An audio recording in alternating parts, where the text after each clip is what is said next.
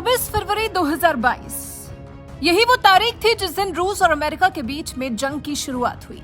ये जंग अभी भी जारी है और असर पूरी दुनिया पर देखने को मिल रहा है। पूरी दुनिया इस जंग के अंजाम को भुगत रही है। उसके बाद भी रूस यूक्रेन पर हमलों को बंद नहीं कर रहा। रूस विश्व में शांति के बजाय इस युद्ध से जूझ रही दुनिया को और ज्यादा त्रस्त करने पर उतारू दिखाई दे रहा है। वहीं भारत है शांति प्रिय देश।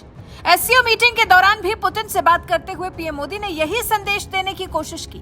अब रूसी राष्ट्रपति पुतिन पीएम मोदी की दी सलाह को कितना मानते हैं ये उन पर निर्भर करता है। हालांकि पीएम मोदी के उठाए इस कदम से इस जंग को लेकर रहे भारत के पिछले रुख से ये वाला रुख काफी अलग दिखाई दे रहा है।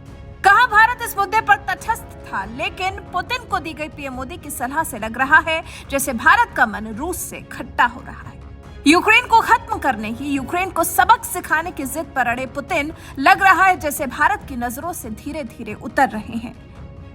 एक वजह प्रतिबंधों की वजह से कमजोर पड़े रूस का चीन की तरफ रुख करना भी है। जी, पिछले कुछ दिन से भारत के दुश्मन देश चीन की तरफ रूस का झुकाव हुआ है। उससे भी आशंका है कि भारत का रूस के प्रति कम और अमेरिका से लगाव ज्यादा हो सकता है। और फिर पिछले कुछ वक्त में रूस भारत को कुछ हथियार देने में भी असफल रहा है। ऐसे में अगर रूस को इस लड़ाई में शिकस्त मिलती है तो एक चीन ही होगा जो रूस के साथ होगा, जिसका साथ भारत को कतई नहीं चाहिए। हालांकि यहाँ भारत की नीति भी मायने रखती है। अब जैसे संकट के वक्त में भारत ने श्रीलंका की खूब मदद की, लेकिन उसके बाद भी श्रीलंका ने भारत का ख्याल नहीं किया और चीन के जासूसी जहाज को हम्बनटोटा बंदरगाह में आने की मंजूरी दी। अगर चीन का इसी तरह से भारत पर दबाव रहा तो यकीनन भारत को एससीओ से ऊपर क्वाड को रखना पड़ेगा। क्वाड क्या है? क्वाड एक चतुर्भुज सुरक्षा वार्ता है जिसमें 4 देश शामिल हैं: भारत, ऑस्ट्रेलिया, जापान और अमेरिका।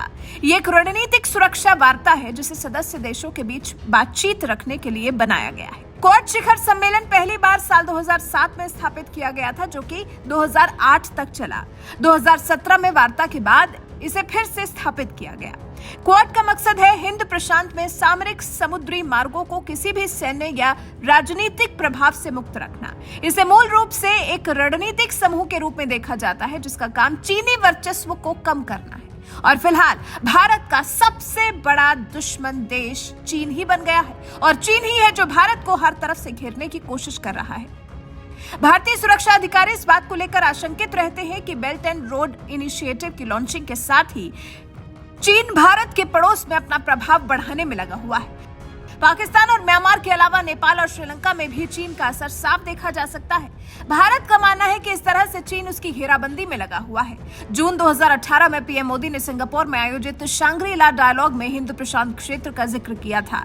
इसमें उन्होंने उन देशों की बात की थी जो कि इस क्षेत्र में नहीं आते। सीधे तौर पर पीएम मोदी का इशारा उन पश्चिमी देशों की तरफ था जिनका भारत ने कभी स्वागत नहीं किया। इससे 1 साल पहले ही क्वाड लॉन्च किया गया था। क्वाड चीन की आक्रामकता का जवाब देने का तरीका है। 2020 तक तो भारत के चीन के साथ रिश्ते ठीक थे, लेकिन गलवान घाटी में हुई हिंसा के बाद भारत ने वो फैसला लिया जिसका इंतजार अमेरिका को काफी लंबे वक्त से था। भारत ने क्वाड की मीटिंग में हिस्सा लिया था और चीन के खिलाफ आवाज बुलंद की थी। भारत के लिए हालांकि चीन को घेरने के लिए रूस का भी सहयोग अहम था। भारत के 2/3 सैन्य उपकरण रूस से ही आते हैं, जिसमें S-400 मिसाइल डिफेंस सिस्टम भी शामिल है। लेकिन अब जब चीन का साथ पकड़े रूस भारत को हथियार मुहैया कराने में भी असफल दिख रहा है, चीन से नजदीकियां बढ़ाता दिख रहा है, तो इससे तो साफ जाहिर है कि चीन और रूस जैसे सदस्यों वाले एससीओ से ज्यादा तो भारत को क्वाड को ही तवज्जो देनी पड़ेगी। क्योंकि जिस तरह से चीन भारत को घेरने के लिए जाल फैला रहा है, उससे निपटने के लिए तो क्वाड को ही भारत को तरजीह देनी पड़ेगी। तो क्या टूट जाएगी पुतिन और मोदी की दोस्ती? क्या रूस और भारत की पुरानी दोस्ती में आ जाएगी बड़ी दरार, या फिर रूस भारत के लिए चीन का छोड़ देगा साथ?